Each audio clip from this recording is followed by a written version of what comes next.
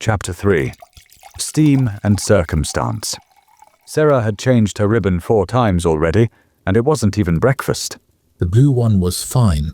Her father called from the kitchen, amusement clear in his voice. So was the green and the purple and the... They're not just for decoration, Sera muttered, fingers working to tie a 5th ribbon, crimson today, into her dark curls. Each one had different protective sigils woven into the silk, different combinations of traditional and less traditional magic. She wasn't taking any chances, not after what she'd seen last night. The morning sun streamed through the tea house windows, making the anchor crystals spark and shimmer. She'd spent half the night reinforcing the building's magical protections, weaving additional stability charms into key structural points. Her father had pretended not to notice, though she'd caught him adding his own reinforcements when he thought she wasn't looking. A flash of grey feathers passed the window. Arya, right on schedule with her routine patrol. Sera shook her head fondly. Her friend had already passed by twice since dawn, each time finding some excuse to check the tea house's wind currents. Stop fussing with the ribbon, her father said, emerging from the kitchen with a tray of fresh-baked morning buns. The spices in their steam made complex patterns in the air, a trick he'd perfected years ago to delight customers. Your mother used to do the same thing when she was nervous. She'd spend hours adjusting protective charms until... A sharp chime cut him off. The front door sensor. Sera's heart leaped into her throat, but it was only their usual morning customer, the wind-born scholar who always ordered the same brew of cloud mint tea. Breathe, little storm cloud, her father murmured as he passed. He's just another customer. a customer with a mysterious crystal that matches our magical disturbances. Sera whispered back. A customer whose ship can slide between realities. A customer who... Clearly made quite an impression. Her father's eyes twinkled. You know, your mother was always attracted to dangerous mysteries too. It's how we met. She was investigating some strange harmonics in the lower docks, and I was the suspicious tea merchant who kept showing up at the same locations. Sera stared at him. You never told me that story. Lots of stories I haven't told you yet. He set down the tray and adjusted one of the display shelves, his movements deliberately casual. Like how she used to experiment with fusion magic in secret, trying to find ways to strengthen the city's anchors. Or how she discovered that certain combinations of tea and crystal magic could. Another chime from the door sensor. This time Sera's pulse jumped for a different reason. She'd recognize that particular harmonic anywhere. Arya coming in through the service entrance. Don't you have a patrol route to follow? Sera asked as her friend emerged from the back hallway, wings neatly folded, but feathers slightly ruffled from flight. Funny thing about patrol routes, Arya said, smoothing her wind guard uniform. they tend to go wherever suspicious activity might occur. Like, say, when a certain surface captain with questionable magical artifacts announces his intention to visit a strategically significant tea house. He's not scheduled for another hour. Sera pointed out, trying to ignore how her stomach fluttered at the memory of those dark eyes meeting hers across the tavern. Oh, and how do you know his schedule? Arya's feathers quivered with barely suppressed amusement. Been thinking about it a lot, have you? Before Sera could respond, a burst of chaos erupted from the kitchen. Clattering metal, hissing steam, and her father's startled curse.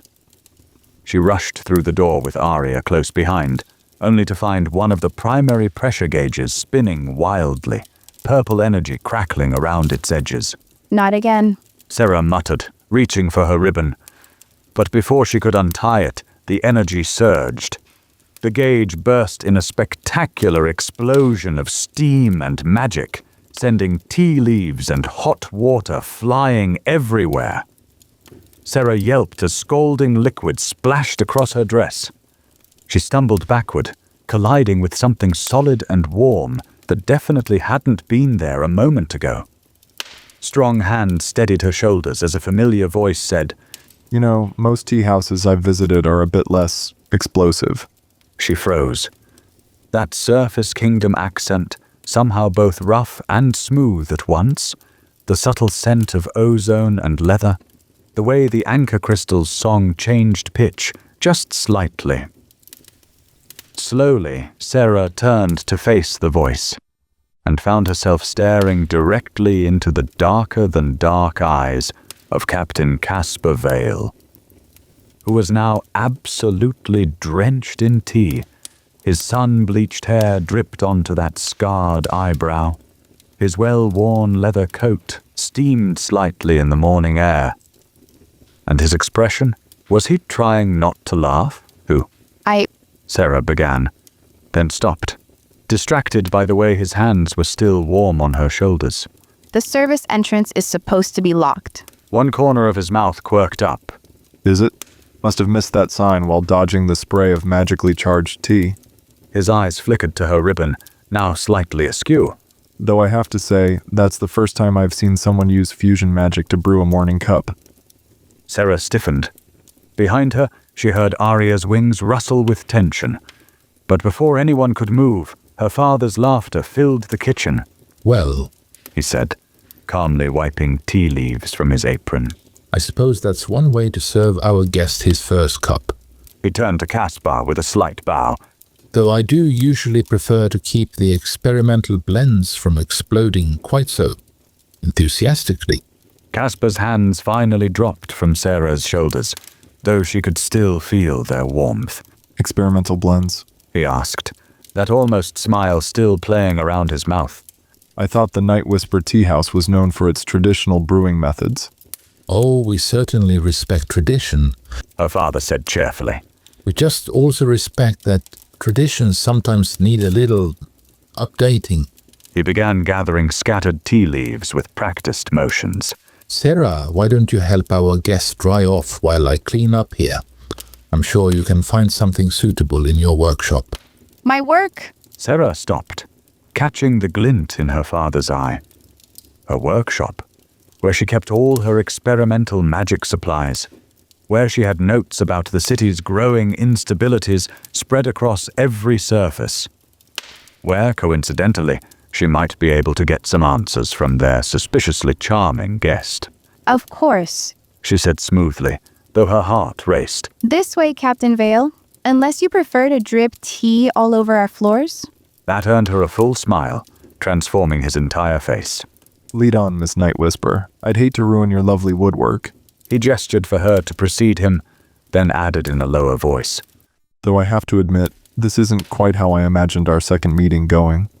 Oh? Sera arched an eyebrow, channeling every ounce of her mother's legendary composure. And how exactly did you imagine it? With less scalding tea involved, generally speaking. His eyes crinkled at the corners when he smiled, she noticed. Though I did hope to see more of your unconventional approach to magic. Behind them, Sera heard Arya make a sound that might have been either a laugh or a choke. But she was too caught up in the way Caspar's eyes held hers, full of challenge and amusement and something else she couldn't quite name. Well then, Captain, she said, lifting her chin.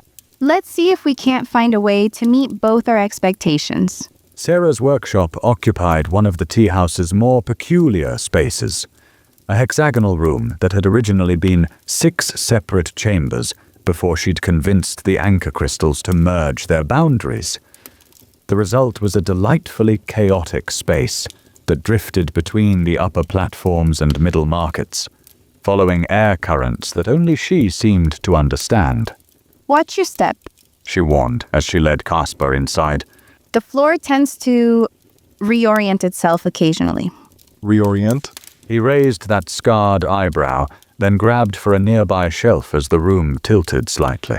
Ah, you mean it literally has a mind of its own? Just responding to the magical currents. Sera moved easily with the shift, years of practice keeping her steady. She definitely didn't notice how gracefully Caspar adapted to the movement, or how his reflexes suggested someone very used to unstable footing. Though sometimes I think it just likes to mess with people. As if to prove her point, the room gave another little wobble. Caspar caught a falling book before it could hit him, then glanced at its title. His eyes widened slightly. Advanced Harmonic Theory and Crystal Matrices? He looked around with new interest, taking in the scattered papers covered in complex magical formulas, the wall of carefully labeled tea samples, the work table where various experimental blends sat in stages of completion. Not exactly light reading for a tea master. You're dripping on my notes. Sera pointed out, trying to casually slide some of her more questionable research out of view. Let me find you a towel before you ruin months of calculations about the city's anchor crystal network. She winced as soon as the words left her mouth. So much for being subtle. But Caspar just smiled that crooked smile again, making no move to hide his interest in her work. Fascinating calculations, I'm sure. Especially this bit here about harmonic resonance patterns and failing stabilization matrices. He gestured to a particularly dense page of equations, then looked innocent when she stared at him. What? Can a simple surface captain have scholarly interests? Simple service captains don't usually recognize advanced magical theory at a glance. She said dryly, tossing him a towel from her supply cabinet. Or carry crystals that can make their ships slide between realities. He caught the towel easily, using it to ruffle his damp hair. You noticed that, did you? Hard to miss when you disappeared in front of half the lower docks. Sera busied herself gathering cleaning supplies, very deliberately not watching the way the morning light played across his features. Right after that convenient magical disturbance. Convenient? That scarred eyebrow rose again. Like the convenient explosion of magically charged tea that brought me here early? His voice dropped slightly. Or the convenient ribbon you're wearing, with its fascinating mix of traditional and definitely not traditional sigils. Sera's hand flew to her ribbon, still askew from the chaos in the kitchen. Before she could fix it, Caspar stepped closer, close enough that she could smell tea and leather and something like lightning. May I? He asked softly, gesturing to the ribbon. She should say no. Should step back, maintain professional distance. Should definitely not let this suspicious stranger anywhere near her magical focus point. Instead, she found herself nodding. His fingers were surprisingly gentle as they adjusted the silk, careful not to disturb the delicate sigils woven into its length. Interesting combination. He murmured, more to himself than to her. Traditional stability charms braided with, is that crystal harmonics? And something else. Something older. You have tea leaves in your hair. Sera blurted, if only to distract herself from the warmth of his hands near her face. Caspar blinked, then laughed. A real laugh this time, rich and unexpected. His fingers dropped from her ribbon. Do I? I can't imagine how that happened. Something about an exploding pressure gauge? Which you still haven't explained how you knew about. She pointed out, fighting a smile. Since you arrived early enough to be conveniently standing behind me when it burst. Ah, well. He made a show of examining the towel, now spotted with tea stains. Would you believe I was simply eager to try your famous blends? Famous traditional blends. She corrected. Nothing exotic or experimental, remember? Of course not. His eyes crinkled at the corners again. Just like there's nothing experimental about this workshop, or these calculations, or that fascinating array of definitely not traditional tea samples on your shelf. Sera followed his gaze to the shelf in question, where several vials of her more innovative blends sat innocently next to a very illegal crystal harmonics meter. She really should have cleaned up before letting him in here. You know, She said, aiming for casual. most people who come looking for tea don't spend quite so much time analyzing magical theory and experimental equipment. And most tea houses don't have secret workshops full of fusion magic research. He countered. Then more softly. Or brilliant young tea masters who know exactly what they're looking at when they see a ship slide between realities. Heat crept up Sera's neck at the word brilliant. I never said I was brilliant. You didn't have to. He gestured to her workbench, where a half-finished stability charm lay next to pages of calculations. Your work says it for you. These modifications to traditional formulas. I've never seen anything like them. The way you've integrated different magical frequencies without destabilizing the core harmonics. He trailed off, looking almost embarrassed by his own enthusiasm. Sera stared at him. Surface captains definitely weren't supposed to understand magical theory at that level, just like tea masters weren't supposed to experiment with forbidden magics. Just like she wasn't supposed to find his obvious intelligence even more attractive than his looks. The room chose that moment to tilt again. This time, Sera was the one caught off balance. She stumbled forward, directly into Casper's chest. His arms came up to steady her automatically, and for a moment they stood frozen, faces inches apart. You still smell like tea. She said stupidly. His laugh rumbled through his chest, through her palms still pressed against it. I wonder why. His eyes dropped to her lips for just a moment before returning to meet her gaze. Though I have to say, as far as first impressions go... Second. She corrected automatically. This is our second impression. Ah yes, how could I forget? You were the one watching me so intently at the rusty anchor. His smile turned teasing. Taking notes about suspicious surface captains? More like suspicious magical artifacts. She shot back, though she made no move to step away from him. That crystal you had. The one that matched the harmonic signature of your exploding pressure gauge? He tilted his head slightly. Interesting coincidence, isn't it? I don't believe in coincidences. Neither do I. They stood there for another moment, neither moving away, both hyper-aware of their position and the growing tension in the air. The anchor crystal's song seemed to shift, taking on an almost anticipatory note. Finally, Sera made herself step back. We should probably get back to the main room. Before Arya decides you've kidnapped me and calls in the entire Wind Guard. Ah yes, your very protective wind-born friend, Casper's expression turned rueful. who is probably wondering why it's taking so long to find a simple towel. Who is definitely plotting ways to throw you off the nearest platform if you try anything suspicious. Sera agreed. Then, because she couldn't help herself, Though I suppose you could just slide between realities to escape. that earned her another real laugh. I'm starting to think you're more interested in my ship's capabilities than in me, Miss Night Whisper. And I'm starting to think you're more interested in my experimental magic than in my tea, Captain Vale. Their eyes met again. Humor and challenge and something else passing between them. Then a crash from the main tea room made them both jump. We should... Sera gestured vaguely towards the door. Probably. Casper agreed. Then, with that crooked smile that was already becoming dangerously familiar, Though I have to admit, getting doused in magically charged tea was worth it for this conversation. Sera felt her cheeks warm. Even with tea leaves in your hair, Especially with tea leaves in my hair. He ran a hand through said hair, dislodging a few stray leaves. They add a certain experimental charm, don't you think? She couldn't help laughing. get out of my workshop, Captain Vale, before I'm tempted to try more experimental blends on you. Is that a threat or a promise? But he was already moving towards the door, that smile still playing around his mouth. Though I should warn you, next time, I might dodge faster. Next time? Sera repeated, trying not to sound too pleased by the idea. Planning to make a habit of appearing mysteriously in my kitchen, are you?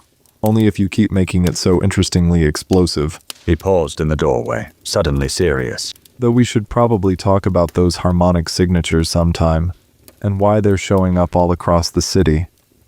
Sera nodded, her own smile fading as reality reasserted itself. We should, preferably somewhere without volatile magical equipment or eavesdropping friends. Tomorrow, then? He said it casually, but she caught the hint of tension in his voice.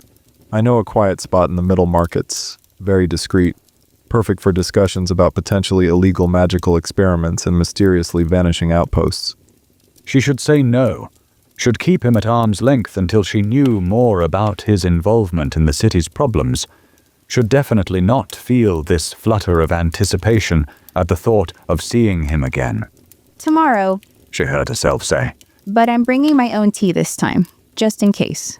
His laugh followed her all the way back to the main room, where Arya was waiting with raised eyebrows and entirely too knowing expression. Tea leaves, Sera realized belatedly, were still scattered in her own hair as well.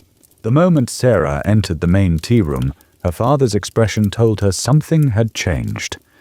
He stood unusually straight, his tea master's apron suddenly looking out of place against his formal posture. Arya's feathers were pulled tight against her back, the wind-borne equivalent of standing at attention.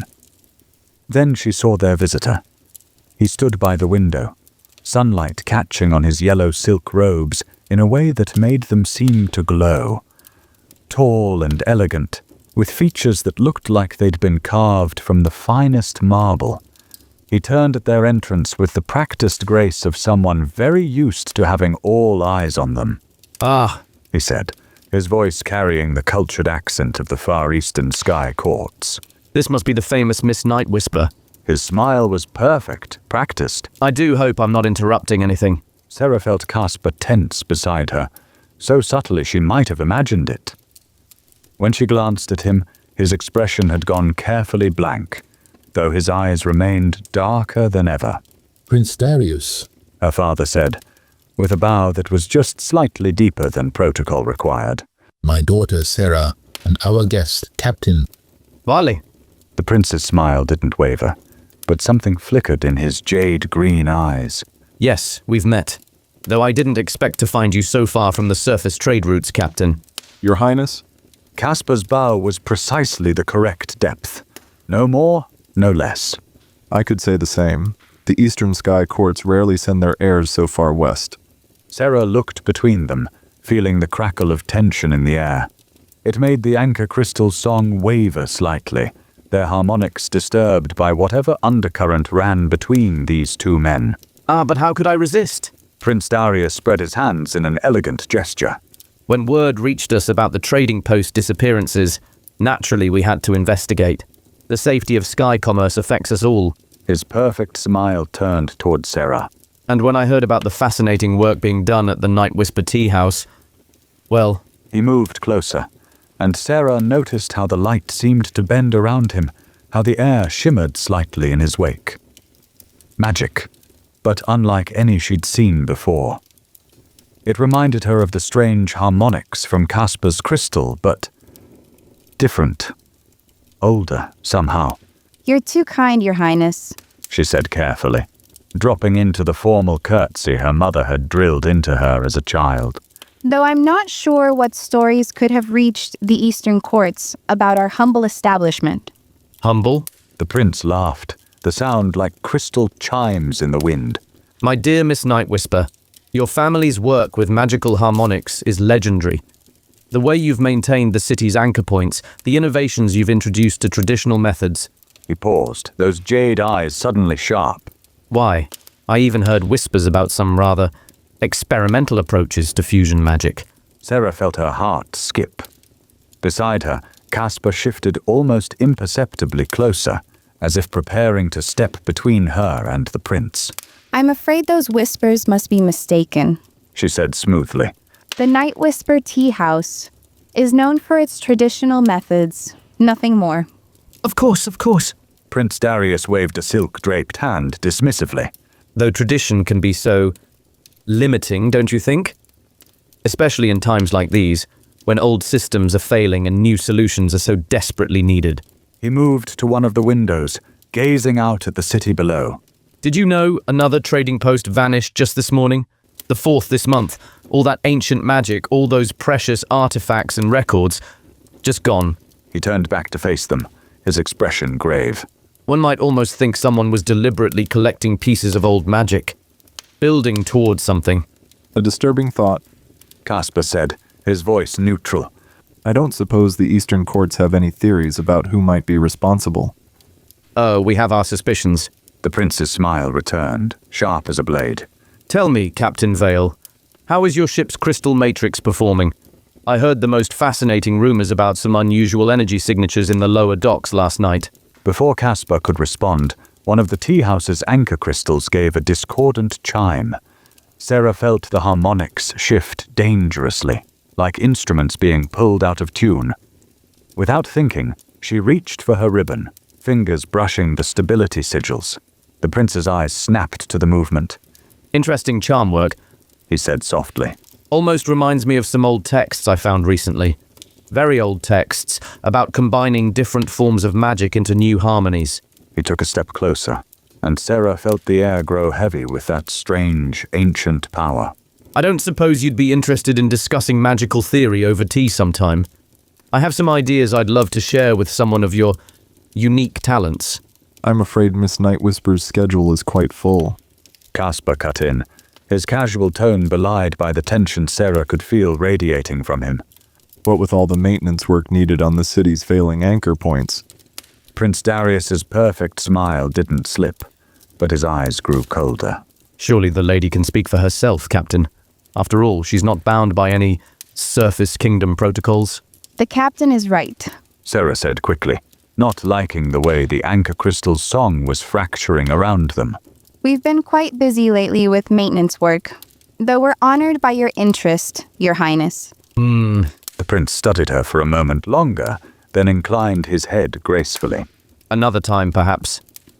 Though you might find yourself with more free time soon.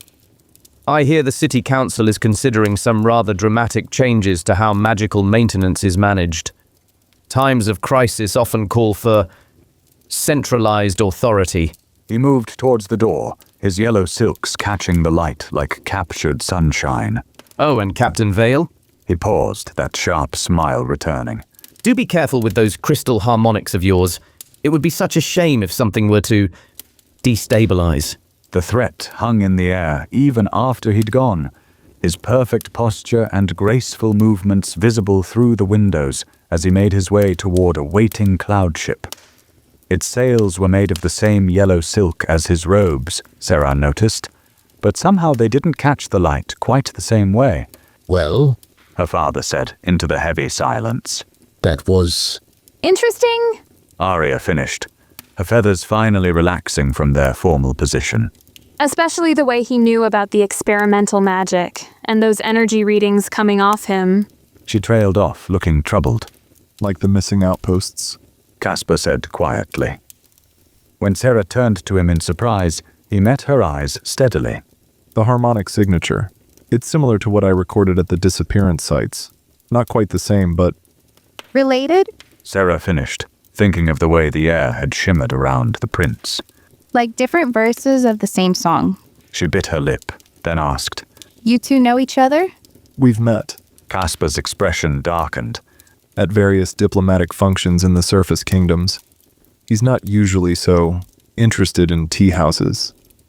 No. Sera murmured, watching the yellow-sailed cloud ship disappear into the morning mist. I don't imagine he is. She turned back to find both Caspar and Arya watching her with concern. That discussion tomorrow? I think it just became more urgent. Caspar nodded, his hand brushing against hers briefly. I'll find you at sunset. There's a quiet corner in the Middle Markets, the old archive district. Not many people go there anymore. He glanced at Arya. Your friend is welcome too, assuming she was planning to spy on us anyway. Arya's feathers puffed up indignantly, but there was respect in her eyes as she looked at Caspar. I don't suppose you'd be willing to share those energy readings from the missing outposts. The Wind Guard has been trying to track similar signatures. Bring tea. He told her with a ghost of his earlier smile. Preferably not exploding tea, though I admit that does add a certain excitement to the morning. Despite the lingering tension, Sera found herself smiling.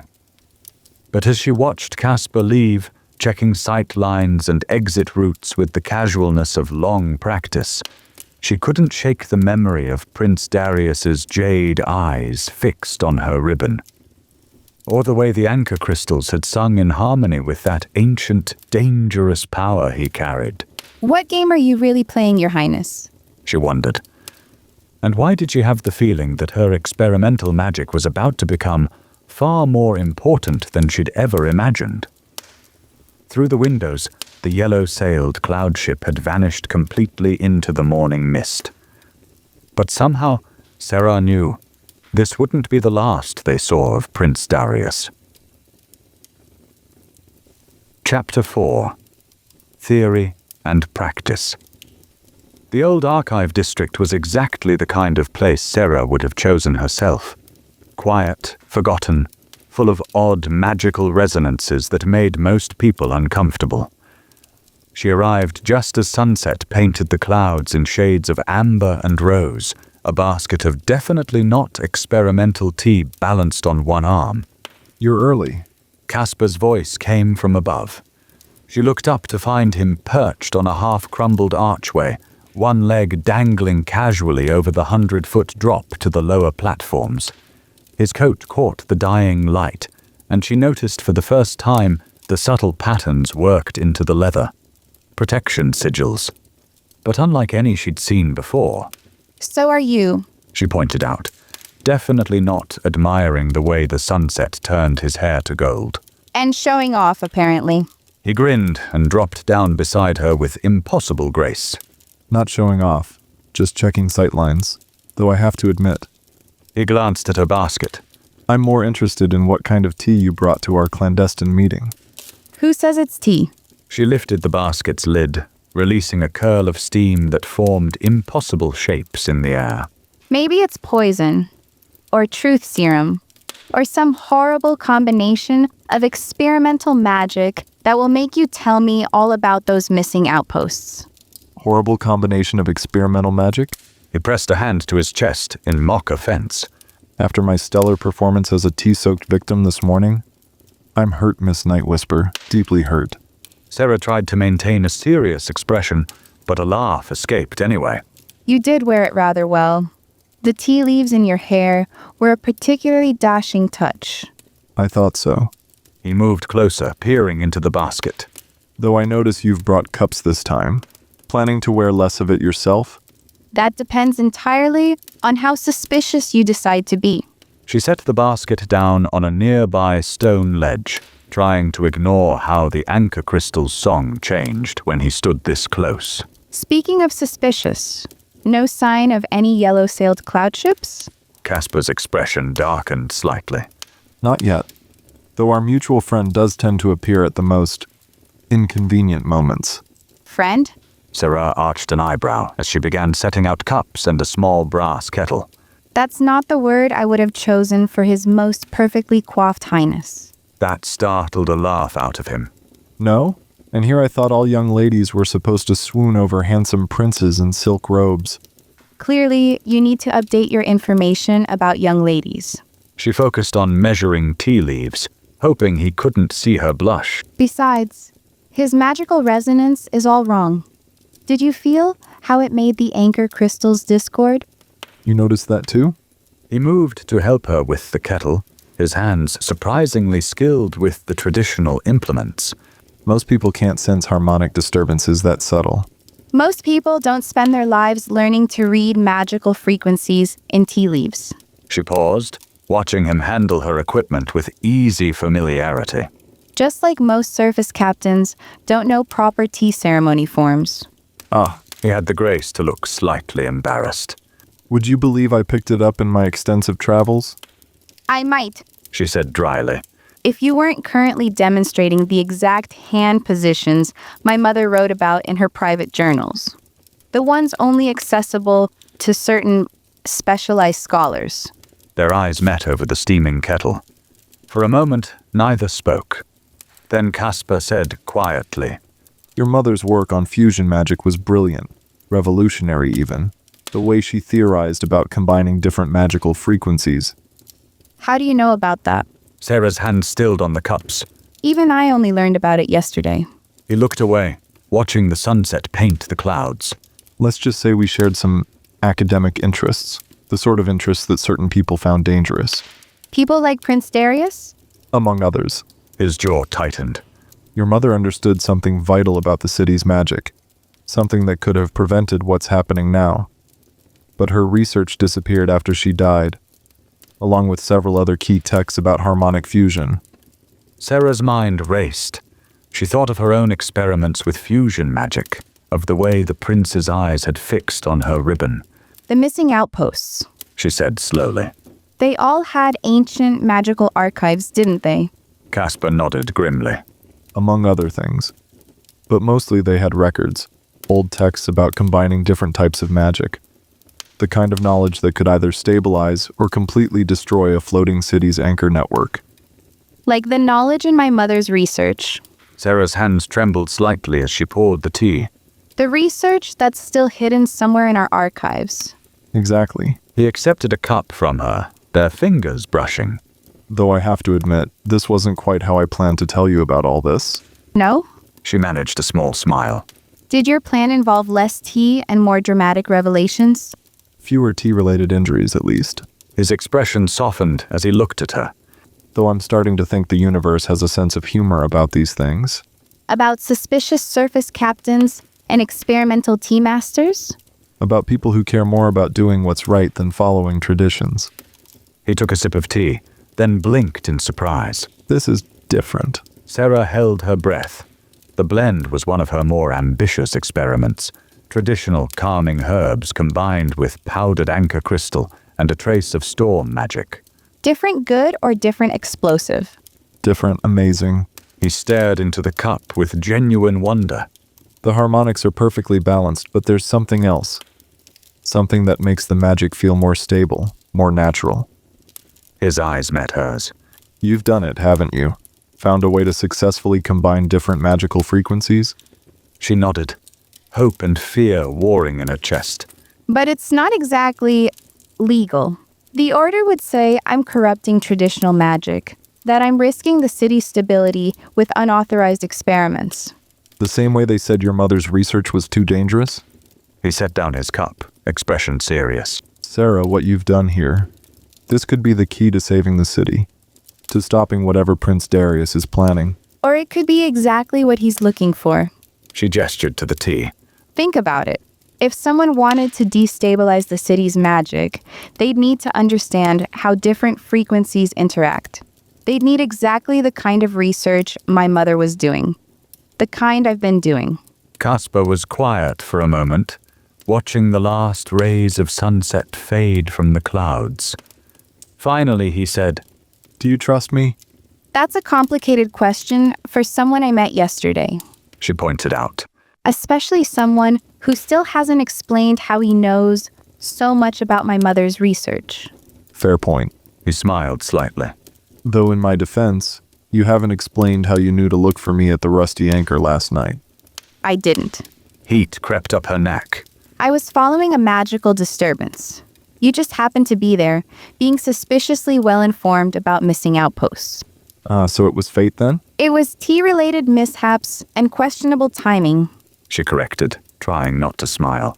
Speaking of which, you still haven't told me what you were doing in our kitchen this morning. Would you believe I was drawn there by the incredible aroma of your tea? No, The magnetic pull of your brilliant magical innovations? definitely not. The irresistible desire to be doused in magically charged tea while discussing forbidden harmonic theories? This time she couldn't help laughing. You're ridiculous. And you're deflecting, His eyes crinkled at the corners. just like I am. We're quite a pair, aren't we? Both trying to save the city while keeping secrets that could tear it apart. The truth of that sobered her, We barely know each other. she said softly. I know you're brave enough to experiment with forbidden magic because you think it's right. He moved closer, close enough that she could see the flecks of gold in his dark eyes. I know you care more about helping people than following rules. I know you can sense magical harmonics that most scholars spend lifetimes trying to understand. A pause, then quieter. And I know you're probably the only person in this city who can help me stop what's coming. That's not knowing me. She protested. That's knowing what I can do. Then help me know you. He gestured to their impromptu tea setup. No more deflections, no more half-truths. Just tea and questions and possibly horrible experimental magic. Sera looked at him. Really looked. At the way he handled her tea things with unconscious respect. At the protection sigils worked into his coat. At the intelligence and humor and something else in his eyes. Something that made her heart beat faster, even as her mind warned her to be careful. All right, She heard herself say. but I get to ask the first question. His smile was answer enough. Why were you really in our kitchen this morning? Sera asked, pouring them both fresh cups of tea. The steam curled between them, carrying traces of her experimental magic. Caspar cradled his cup, watching the patterns form in the steam. Because I detected an unusual harmonic signature coming from your tea house. One that matched frequencies I'd recorded at the missing outposts, but different. Stabilized somehow. He looked up at her. I thought I'd found another target. Instead, I found you. Using fusion magic to keep a pressure gauge from exploding. Successfully using fusion magic. He corrected. Do you know how rare that is?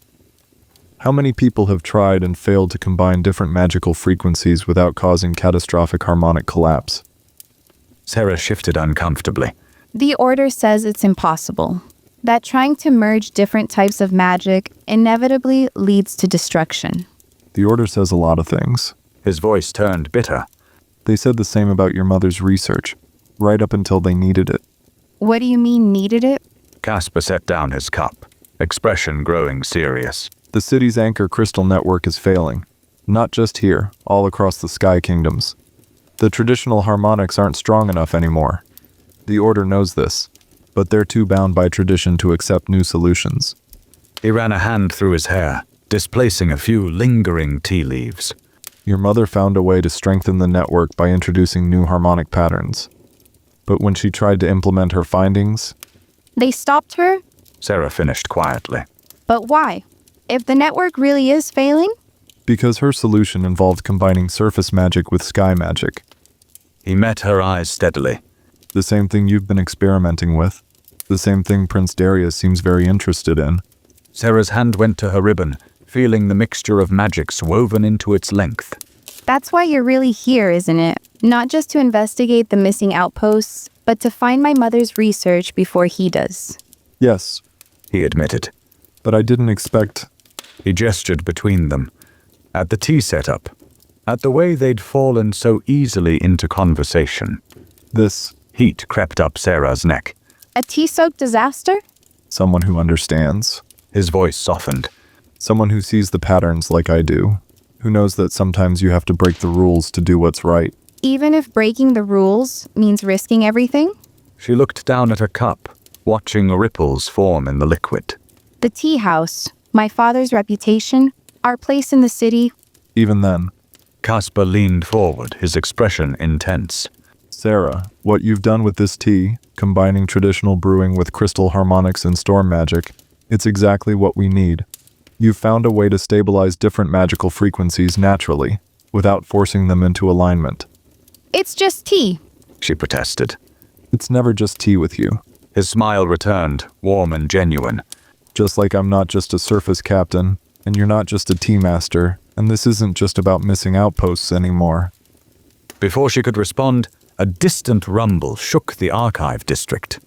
They both looked up to see purple energy crackling through the clouds above the upper platforms. That's the third harmonic disturbance today. Sera said, her magical senses screaming at the wrongness of it. They're getting stronger. Caspar was already on his feet, one hand extended to help her up. We need to move. These old buildings aren't stable enough to... The rumble grew to a roar. Sera felt the anchor crystal's song fragment into discord, moments before the platform beneath them lurched sideways. She stumbled, but Caspar's hand caught hers, pulling her against him as chunks of ancient stonework began to fall. Hold on. He said, and she felt something shift in the air around them. The same energy she'd sensed when his ship vanished. His free hand pressed something into her palm. A crystal like the one from the tavern, but smaller. Focus your magic through it, like you do with your ribbon. What? She started to ask, but then the platform dropped another few feet and instinct took over. She reached for her magic, letting it flow into the crystal the way she did when experimenting with tea blends. The world shifted.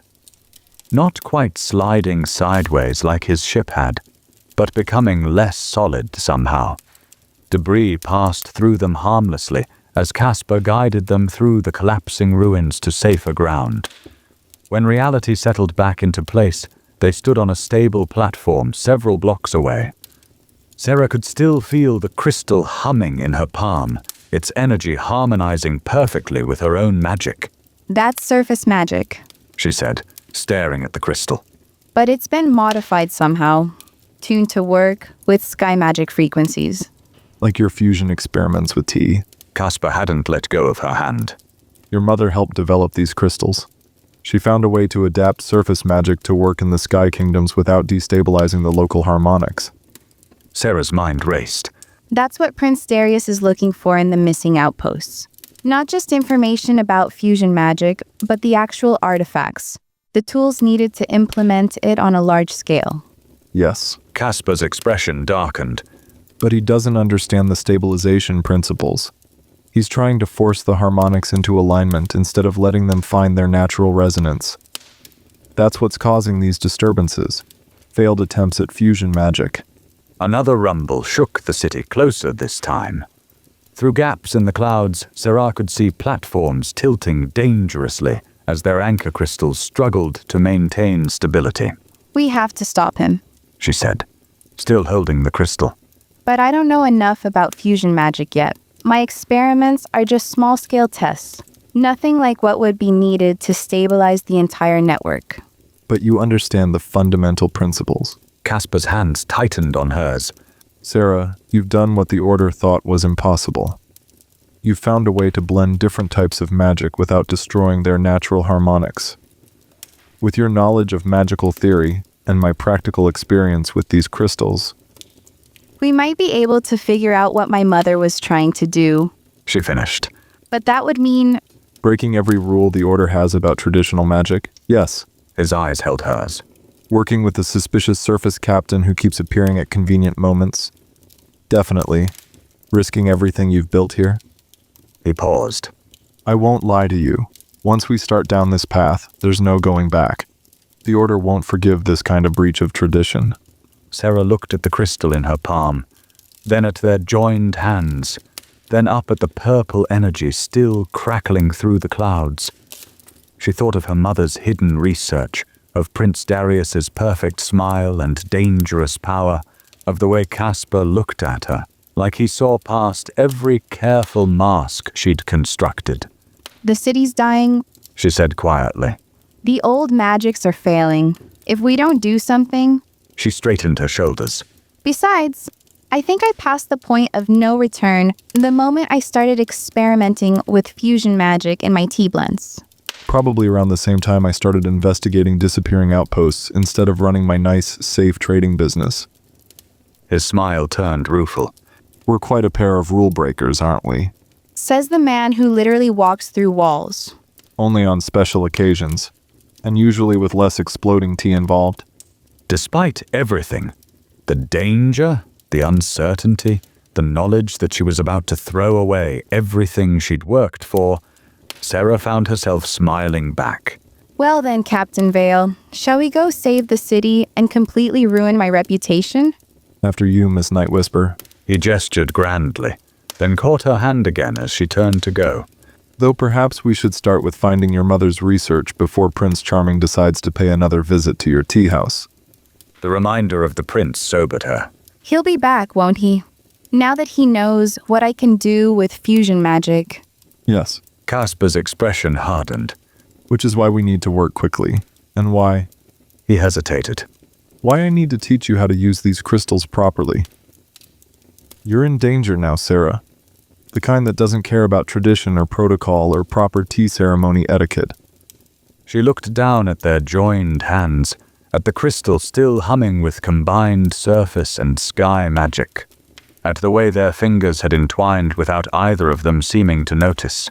Good thing I have a suspicious surface captain to help me then. She said lightly, trying to ignore the way her heart raced. Even if his timing is questionable and he has an alarming tendency to appear in my kitchen uninvited. I did save you from falling stonework just now. After your mysterious crystal experiments helped cause the instability in the first place. Details. But his smile faded slightly. Sera, I need you to know that this isn't how I wanted this to happen. Dragging you into danger, away from everything you've built. I dragged myself into danger the moment I started breaking the Order's rules. She pointed out. At least this way. She stopped. realizing she'd been about to say something dangerous about not being alone anymore. But Caspar seemed to hear it anyway. His eyes softened as he looked at her, and for a moment the air between them felt charged with more than just unstable magic. Then another tremor shook the platform, reminding them that the city was literally falling apart around them. Right. Sera said briskly, stepping back slightly. Saving the city first. Ruining my reputation second. Dealing with everything else third. A solid plan. Caspar agreed, though something in his voice made her wonder if he was also trying to convince himself. Though maybe we could work on ruining your reputation while we save the city. I do enjoy multitasking. She couldn't help laughing, even as she felt the weight of her decision settling around her. No going back now. No more hiding behind tradition and protocol. No more pretending she could ignore the connection forming between them, as natural as the harmony in her experimental tea blends. The city needed them. And maybe, though neither was ready to admit it, they needed each other too. The walk back to the tea house was oddly peaceful, considering they'd just decided to commit multiple acts of magical heresy. Sera kept the crystal Caspar had given her tucked in her pocket, its warmth a constant reminder of everything that had changed in the past day. You're thinking too loud, Caspar said as they navigated the quieter back routes of the middle markets. I can practically hear the gears turning. I'm wondering how many rules of hospitality I'll break if I serve fusion magic tea to a prince. She stepped carefully around a wobbling platform edge, pretending not to notice how Caspar's hand hovered near her elbow. And how many rules of basic survival I'll break if I don't. The eternal dilemma. Proper tea service versus preventing magical catastrophe. His tone was light, but his eyes scanned their surroundings constantly. Though I have to say, your experimental blend earlier was worth breaking a few rules for. Just a few? Maybe several, possibly numerous. He glanced at her, that crooked smile appearing. I might need another cup to be sure. For research purposes, of course. Of course. Sera found herself smiling back despite everything. Purely academic interest in prohibited magical techniques. Exactly. Nothing at all to do with enjoying your company or... He broke off, throwing out an arm to stop her. Wait. A yellow-sailed cloud ship drifted overhead, its shadow falling across their path.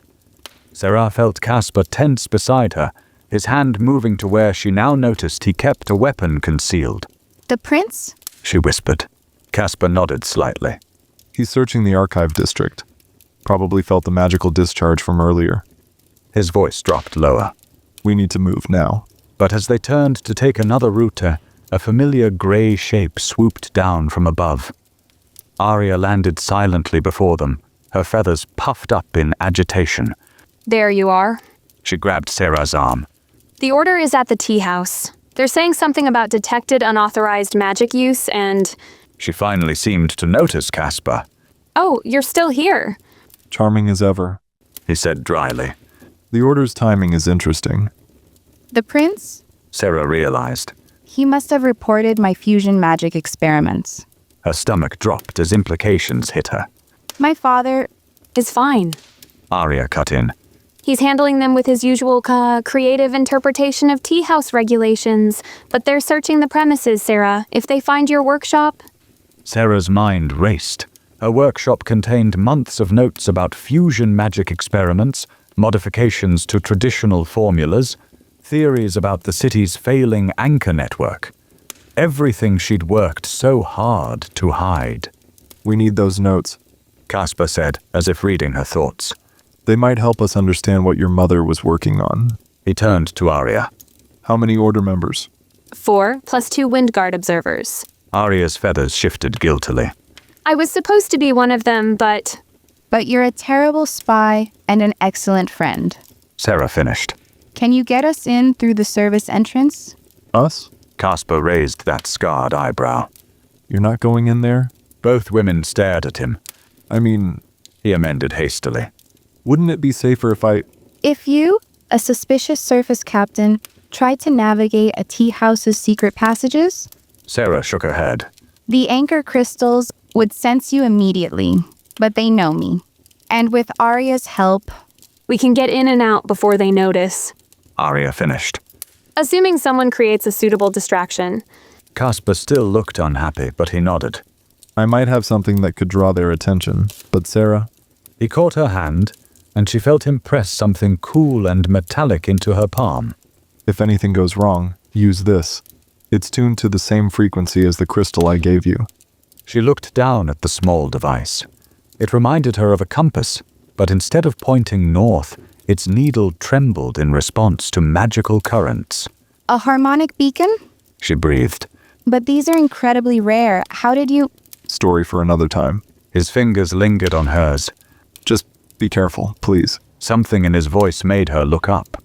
The intensity in his dark eyes caught her off guard, making her heart skip in a way that had nothing to do with their dangerous situation. I will, She promised softly.